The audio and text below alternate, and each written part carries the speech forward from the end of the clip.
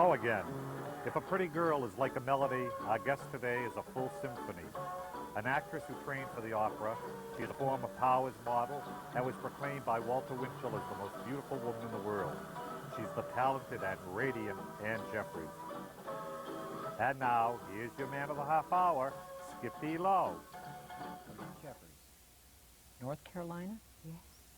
Born there? A Tar Heel born. Really? And a Tar Heel bred. You still have that accent, don't you? Oh, yes, you hear it. But you didn't spend much time. You got out of there when you were a very young girl. Well, actually, I went through the 4th grade of school, and then I went back and forth between New York and North Carolina. My mother was a teacher, and she would come back at times and teach in North Carolina, so... Your mother had a lot to do with your career. Everything to do with it. Everything. You're saying everything. Yeah. I didn't have the drive. I didn't have the ambition. I had an inferiority complex that mother didn't have for me. So I really was just like a puppet for her. I would never have done anything, accomplished anything if she hadn't been behind me all the way. Yes. Powers model. Powers model, yes. Really? At 15 to subsidize my musical studies in New York City. Opera? You were studying? Well, I was studying opera there, yes, and I was singing at the Manhattan Opera House. Manhattan Opera Company, which was in Carnegie Hall. Right. And who did you study with? His name is Marchese, Maestro Marchese. Hard work, though, isn't it? Learning all those languages. How many languages did you have to learn? Well, I sang mostly in Italian, some in French. I did the Italian operas. The first one I ever did was Pagliacci. I did Netta and Pagliacci. My favorite. And then I was working on Bohème and Madame Butterfly, and later on I did Tosca, became my #1 role because my voice dropped a little. When I was very young, I was a coloratura. And I found in Madame Butterfly, singing 6 sustained high Cs in a row was very taxing. Something happened in Brooklyn. I think you were doing the opera in Brooklyn or something like that? What well, that was many years later. Really? Yes, I had been on the contract of Metro and this is before. RKO and Republic, and I was on the contract of RKO when, as a matter of fact, I was studying with a man named Mebane Beasley, who was my voice coach for years and years in California. And I was working on Tosca, and while we were singing, the door burst open, and in walked this gentleman in a white suit and this long black hair and a white fedora and a black cane. And he walked in and he says, "You must sing a Tosca for me in Brooklyn." And I looked at him, I thought, the man's crazy. And I realized he had to be of some person. He wouldn't be dressed like that in the first place. He wouldn't dare. So his name was Maestro Alfredo Salmaggi, who ran the Brooklyn Opera House. And so when he left, my teacher said, "Well, why don't you do it?" I had done it here. I did with the American Opera Company here in Los Angeles. And he said, "Well, why don't you come back and do Tosca for me in Brooklyn?" And I said, "Well, let's talk about it." And we did. We got permission from RKO. They didn't even know I sang opera there. I just sang little diddly bump things. And Peter Rathven was head of the studio. And he had said, "You sing opera?" And I said, "Oh, yes, I've been working on opera for years and years." So he said, "You have my blessings. Go and do it. Spend 2 weeks in New York, do publicity for RKO, and do your opera." So I sang the first performance I did, which is kind of a funny little story about it, if I may tell you. Yeah, please do. We rehearsed in the afternoon, and the tenor I was singing with, who later became a very, very well-known tenor, I won't mention his name, he was very short and rather slight. And he did the whole afternoon rehearsal with a scarf, as a lot of opera singers do, wrapped around his face this way. And he didn't sing a note, but he had the scarf around his face. So after the rehearsal was over, and came back, and I went to my dressing room ready for the performance, Tosca makes her entrance coming into an abbey, and her tenor is waiting there for her, and she comes on, "Mario, Mario, Mario," and he says, "Sono qui," and she does this beautiful sweeping entrance into the opera. So came my musical cue, and I came, "Mario, Mario, Mario," and I heard the "Sono qui," and I came beautifully on, and I looked, and I said, "Who the Sam Hill?" It was an entirely different tenor. He was fat and he was cross-eyed, and I had never seen him rehearse with him before. My other tenor apparently had been taken ill. So that was quite an experience. But backstage, the opera was such a success that they asked me, big headlines in the New York the news in the Mirror would say, Hollywood starlet does opera, and they had, you know, very provocative pictures of me on the cover. And they asked me would I do an extra special matinee. They were going to put on a matinee because everything was booked. So my music teacher said, Mr. Beasley said, why not stay and do one more? So when I did the matinee, after the matinee, this little man, very short little man with tufts of hair here and kind of buck teeth and eyeglasses, and a taller gentleman with gray hair and glasses that came backstage, and they said, we have a question. I am Kurt Weill, and this is Maurice Bravenel, and we have a musical show we would like for you to consider doing. And I said, oh, no, no, no, I have to go right back to Hollywood. You know, I'm on a contract. And they said, we would like to talk to you about it. And, of course, out of deference to Kurt Weill, how could I say no? He said, would you please come just and listen to my music? Right. So we made an appointment, and we went to Dwight Deere's office up above the Adelphi Theater, and it was a little old rickety piano. And Kurt Weill sat down at this little piano in this sort of dingy office, and all the din of New York coming through the windows. Love it. And he started playing this music and singing in his squeaky little voice. I have never been so enthralled by anything in my life. I said, oh, I have to do it. I have to do it. And I got right on the phone. It was Kurt Weill's Street Scene. Street Scene. The Elmer Rice Pulitzer Prize play. Wonderful. I got right on the phone. I called Mr. Rathman. I said, Mr. Rathman, I have found a musical written by Kurt Weill, the Elmer Rice play. And I would just give anything to be able to do it. Will you hear me out? And he said, well, fly back to California and we'll talk about it. So I did, and he gave me permission. I took a 6-month suspension from RKO. And the critics gave it such, Oh, you got yes. such critical. Oh, yes. Critical acclaim. it Critical was. acclaim. Once won it. Sinatra, Frank Sinatra, Step Lively. Yes. Tell me about Frank Sinatra and Step Lively. This was at what studio? RKO. RKO? They bought my contract from Republic Studios to do that film. Really? Yes. Tell me about Frank Sinatra at RKO. Well, in those days, Yeah, go ahead. he was, I found out now he was much older than I didn't realize it, but he was a short, energetic, flashing blue eyes and a flashing smile, and very, very appealing. I didn't quite understand what all the hoorah was about with his screaming and tearing his clothes off and things. I was just assigned to do a picture with him. But this wasn't his first. Higher No. and Higher was his first with Barbara Hale. I remember that. But Step Lively was later in his career? I don't think, I'm not sure. Oh, okay. I'm not sure. Who's in the film with you? Adolphe Menjou. It was a remake of Hotel. Right. Let's see, oh gosh. It was a good movie. Eugene Paulette, Gloria DeHaven played the love interest. I played the vamp. Oh, so many, many stars were in it. I love that movie. I thought it was a great movie. Did you really? Yeah, I loved it. I thought Do you it was remember the scene in the phone booth, the number I did with him?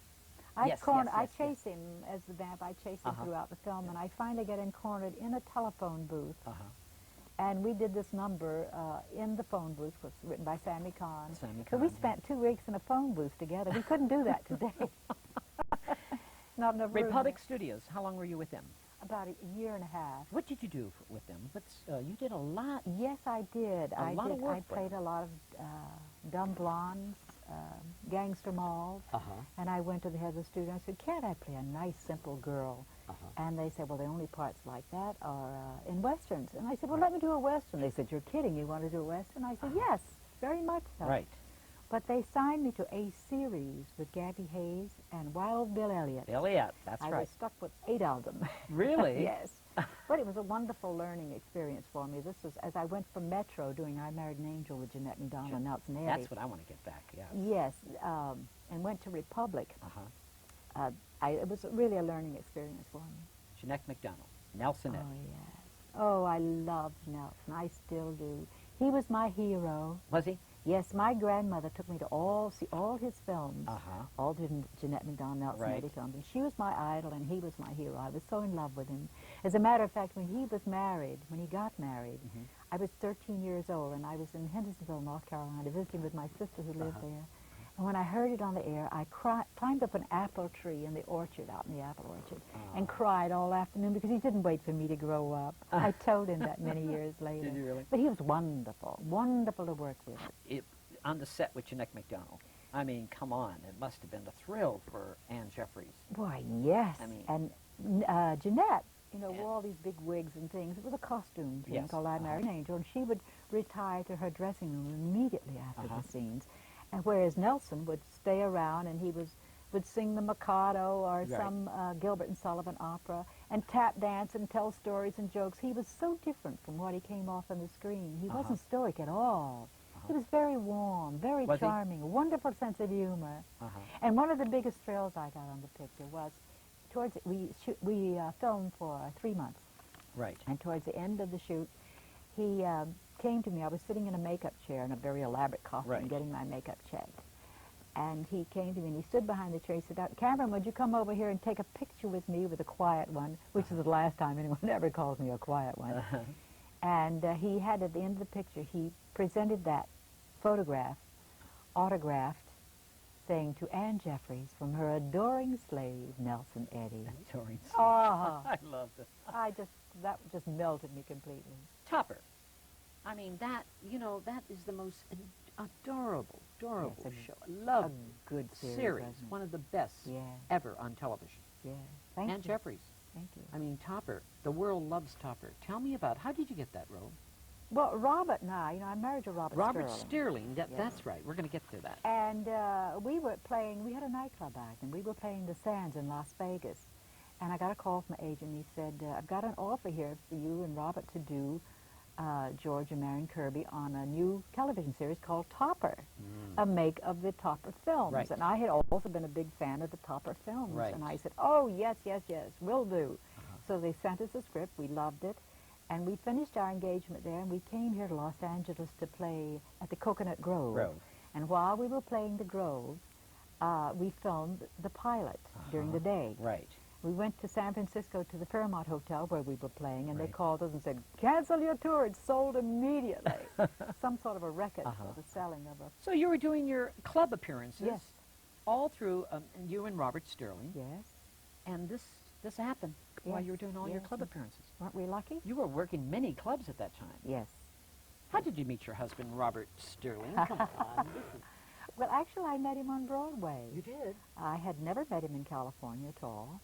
He was a friend of the publicity man from RKO, John Springer. Do you know John? Of course I know John very Well, well. John introduced us, and we met, and I was very involved with another gentleman at the time that we met, so it never occurred to me. And first of all, a good-looking actor, you know, wow, get away from that. But my mother fell in love with him. She said, now, this is the man you should marry. Your mother My mother. Here she comes back into your life again. Always, always, helping you again. always. Ah. And so a year later, we re-met again on Broadway. He came in with Gramercy Ghost, and he was playing at the Roscoe Theater, and I was Kiss Me Kate at the Schubert Theater. Right. Right. And we started seeing each other, and we were called the Romance of Schubert Alley. Ah.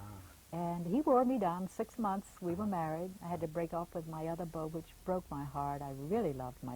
You can love two men at the same You can? time. Yes. Was he an actor? No, He wasn't. no. But Robert Sterling got Anne Well, Jeffries' heart. he said, don't make any plans. He was taking over, and he did. Cole Porter. Tell me. Love Cole Porter. Oh, yes. One of my favorites. What a lovely gentleman. Tell me about Cole Porter, because you did one of my favorite shows, Kiss Me Kate. It's a great show. Cole came to me. I was at the Greek Theater doing either Bittersweet or Merry Widow. Merry Widow, Mary Whittle. because I did You several did there. 3 of them there. Yes. Yes, yes. And he came backstage and he said, Anne, I have written a musical version of The Taming of the Shrew with you in mind. I hope you'll be able to do it. And I said, when are you going into production? He said, in about 2 months. And I was already tied up and committed to Mr. J.J. Schubert to do My Romance. And I said, oh gosh, it sounds marvelous, and I love Taming of the Shrew. And the musical version, wonderful. But I said, I'm committed, I'm really contractually bound by this thing. And he said, I'll buy the contract out. And I said, no, Mr. Schubert is very old, and this will probably be the last production he will ever be involved with. And he's been good to me, and I said, I'm really obligated morally to do this play. And I love the play, too. Right. And so that was where he said, oh, gosh, he said, well, if you have anybody in mind, I said, test my understudy of a girl named Frances McCann, a redhead, Right. fiery girl. I said, test her. She would probably be wonderful. He said, I've also been thinking about my dear, lovely Pat Morrison. And I said, oh, give it to Pat. She needs the break, and she's wonderful, and she's lovely. So he took Pat, and the rest is history. My show closed in 6 months, and he came to me again and asked me would I like to do the national company. You went to Washington, and No, I didn't didn't you go to play Washington. No, we opened here in Los Angeles. In Los Angeles. For the L.A. Civic Light Opera. And we played San Francisco, and then I spent a year in Chicago. And then he came to me again and said, would I like to either go to London with the show or take over the New York show. Well, Pat wanted to go to London, and I wanted to stay closer to my California boyfriend. You know, he could fly to New York, but flying to London for weekends was a little rough. So the rest is history. I stayed in, 2 years of my life was spent in that show. Cole Porter, is there anything back in your mind about him that's really you can share with me right now? Something very special. Yes. He was a special human being. Yes, he was. He was a very warm, understanding person. I had a little problem when I first went into the New York show with the conductor. The conductor did not want to do my tempos.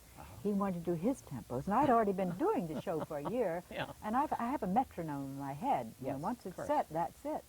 And he would want to go faster here and slower there.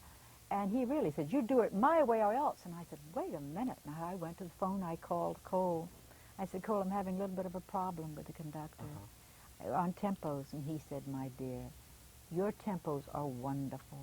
You tell him, I will speak to him. Whatever tempos you're doing them at are perfect. And he just ironed the whole, he didn't get excited, he didn't get upset. He never get excited? No, I never saw him. I just saw him as a sweet, warm, wonderful man. Isn't that interesting? I adored him. So did Pat. He was very, very Anybody that worked for him loved him. You know, he had that command of warmth, loving, and authority at the same time. Ann Jeffries seems very happy today. Oh, I am, You yes. have, how many children does Ann Jeffries I have 3 grown sons, and I have 3 grandchildren. I have a wonderful husband. Robert Sterling. We've been married. It'll be 39 years in November. 39? Yeah. Oh, God, Jan, See, congratulations. I thought it wouldn't work. Mother knew. Mother knew. What's Ann Jeffries' secret? You look so beautiful. Oh, aren't you? You are dear? just the lady of this town. Thank Absolutely you. elegant and just beautiful. What is your secret, Miss Jeffries? What time does Ann Jeffries get up of the day? Or I know If I you're a have my choice? busy. Yes, When I'm not working, I get up around 11 o'clock. my time. And also, I'm a nocturnal person. I go to sleep about average of 3 or 4 in the morning, never before 3. Really? Even if I have to get up before the work. I just finished a film called Clifford, which was great fun. I had to get up at 4 in the morning, so, you know, 1 hour sleep the first night was all I got. But I seem to be able to run on very little sleep. Really? Yes. Clifford, tell me about this movie you just did. Oh, I had such a good time. Who's in it? Charles Grodin and Martin Short and love Mary Martin Short. Steenburgen. I haven't done a movie since 1968. Really? And I had forgotten how much time they take and how many takes they take. Of course, on General Hospital, you shoot it before you learn it, practically. Right.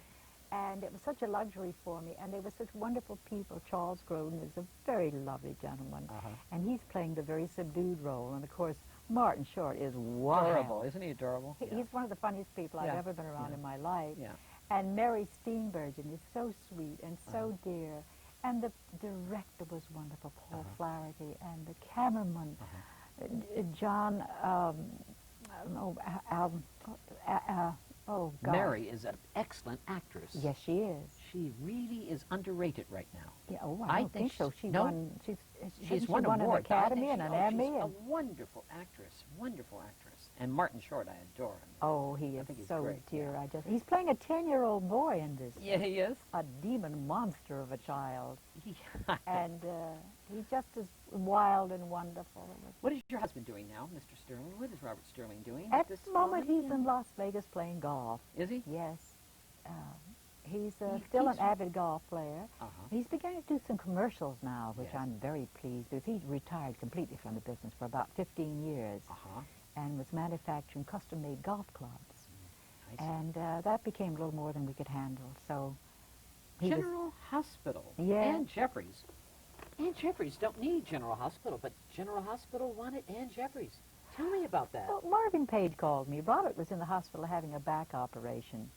And Marvin couldn't reach me. He traced me down to the hospital room where I was sitting with Did he Robert really? and presented General Hospital to me. And I said, oh, no, I don't really want to do a soap opera. And I had done one a few years before, and it had not been a pleasant experience for me, a thing called Bright Promise, with many of the people that were then in General Hospital when I went in with it. And he said, look, he said, just all you have to do is like 10 performances at the most, just a small part on it. I mean, in time. And he said, I said, no, I don't think so. And he said, look, it was good enough for Elizabeth Taylor, it was good enough for Milton Berle and Sammy Davis. They all did these small parts, cameo parts, or whatever you want to call them. And he said, but isn't good enough for you? And I said, oh, Marvin, if you'll just get off my back, I'll do it. Let me get Marvin out of the hospital. And so I went on for 10 shows, and here it is 6 years later, and You're still on them. I'm still going in and out of General Hospital. Is Anne Jeffries enjoying it? Yes. You do? Yes, I love working. You do love working. I love work. I think that's one thing that keeps me young, I never stop. I work, and I don't say no. Very, very seldom do I say no to a role. If it's something challenging, or not what I think is the real me or what I would like to do, I'll take it as a challenge. You and John F. Kennedy have something very much in common. Camelot. Oh, yes. It's your favorite. Yes. And his favorite. I had the honor of doing it at the National Theater in Washington shortly after John F. Kennedy was assassinated. And one afternoon, the matinee, I came running into the theater, and some man stopped me and did a check thing on me before I came. I thought, why have they got the FBI here? And they said, well, some very special people in the audience today. And so everybody had to be checked, you know, with everything, the detectives. And, of course, it leaked out that the Kennedys were coming to the show. So the whole family and the FBI took up the first 3 rows in the center. And Ethel and Bobby and the children and all were there. And to look out, I cry when I think about it, to look out and see them with the tears streaming down their face. Because it was his favorite show. Yes, it was very difficult on the cast. And it's your favorite, too. I love it. You enjoy doing the show. That and The King and I. I see tears in your eyes. Yes, well, it was a very emotional evening for us. Seems like you're very spiritual. Thank you. You are spiritual. Yes, yes. I have ESP and all those things, all inherited from my mother. So you've had some good times in your life. Looking back, would you do it the same way? Yes, yes. By all means, I would have the same mother to guide me through it, too. Your mother? Yes. Very, very special, special lady. If I could write, and people have talked to me about writing a book of my various experiences and write a book about Mother. She was a very, very unusual woman. What would Anne Jeffries call the book? Because you mentioned your mother, she's so much responsible for Anne Jeffries' career and life. Yes. What would you call the book? Would you have a title? Or? I would like to call it Kiss Me Kate. Her name was Kate. Ah. But of course, and that's one of your other favorite shows. Yes, I loved Kate. Yes. 2 years of my life, and Mother right there guiding me. But she wasn't a backstage mother. She wasn't? No, you never saw her backstage. She never interfered. She guided me. She would come back and sit in the house and listen to the show. And some nights I'd say, she escorted me home every evening when we were in New York. She did? And she would say, I'd say, gee, I felt so good tonight. I really gave a terrific show. I gave my all tonight. And she'd say to me, well, yes, you did give a good show, but it was not as good as last night's. And I'd say, why? I felt so good, you know? And she said, you were more in control last night when you were cautious. Oh, yes. Isn't that amazing? Yes. She felt like she had a PhD. Mother was an egghead, really. And she could sing and she could act, and she was beautiful. But we came from an old Southern family that didn't approve of a young lady going on the stage. That's why when she found out I could sing at like a year and a half, she said, that's my singer. And she trained me and guided me from then on. Topper, I want to go back to Topper, because it's Anne Jeffries. Topper is one of the best series ever been on television. Everybody loves Topper. And so many people say, and why Robert don't they Sterling. see it anymore? Yes, why? Why don't we? Well, they were done on film. We did 79 of them, and King World Syndicates own them now. Right. Michael King is a very wonderful man, and he said that they show them in syndication around the country a little bit, but he said that they need a lot of work on them, and for some reason or other, they haven't done it. They are shown, but I've never seen them in L.A. except one 4th of July. Uh-huh. They had a marathon of the Tapa films. I see. Any of your children in the business? No. No, Robert didn't want them to be. I had 3 sons. Really? And he says it's no profession for a man. Was Robert does he have any regrets about the business? Robert Sterling? Well, you know, Robert's a very strange, shy, inward type of person. He's a Scorpio, and I'm an Aquarian. Okay. As my dear friend Carol Wright used to say, we were the I only loved him. 2 possible. I was an Aquarian was the only one that could get along with a Scorpion, really. Uh-huh. But yes, I loved him too. I Carol miss him Wright, very much. charming. I miss him very He used to much. call me, I was a Gemini, and he says, I don't know which one I'm talking to. He's so wonderful. I love him Yeah. so. But we worked very happily on the Tapa series together. You were very happy to Yes. join we together. We worked together so well. Uh-huh. You know, it was really a marriage made in heaven, working together. And then when Robert decided he didn't want to work that much anymore, and then he had an agent that said, you shouldn't work together as a team all the time. He said it to Robert, not to Yes, me. He yes. was Robert's agent, not mine. Yes. And he wanted to split us up and get Robert working alone. And Robert did a series called Ichabod and Me, and he was very unhappy with it. Uh-huh. And he said, I'm getting out of the business. I've had it. I don't want to do That's this anymore. Uh-huh. And I always thought it was strange because it was his choice to become an actor. Uh-huh. I liked acting, but I didn't like singing really as much. Uh-huh. So I always consider myself a singing actor. Actor.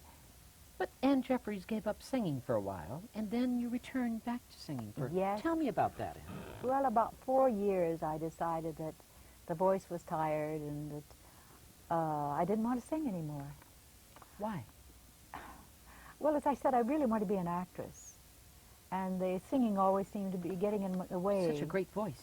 Oh, thank you. But I had done about 38 different musical shows Mm-hmm. and sung an awful lot, and I just decided to rest the voice for a few years. And just about 1.5 years ago, I started it up again. I cranked it up and started vocalizing. And where did doing- you start? You were performing? Did you perform somewhere? Actually, yes, at the University of Alabama. A friend of mine down there called me and said they needed a singer for a show they were doing, Right. performance, and would I do it? And I said, oh no, I don't sing anymore, and I haven't a nightclub act anymore. And he said, oh, I need you so badly. And I tried to get Carol Lawrence to do it, Uh-huh. but her manager said no, she was booked. And out of desperation for this friend of mine, I said, yes. I have 6 weeks. So for 6 weeks, I vocalized every day. I got music organized. I got my orchestration done. And I went and did it and had a wonderful time. And the audience was marvelous. And it was just sort of a musical review of musical shows, mostly Yes. that I had been in, except Yes. I did sing the song from Phantom of the Opera, which I wasn't in, and Cats, which I wasn't in. Right. But it was very successful, so I decided to keep it going. Anne Jeffries, every time I go out to the Hilton or any of their parts, There I am. Robert Sterling is not there inside. You're with Butch, who is Caesar Caesar Romero, my dear, Tell dear me, friend. why is your husband home and you're out with Caesar? Because he's very shy. He hates large crowds of people.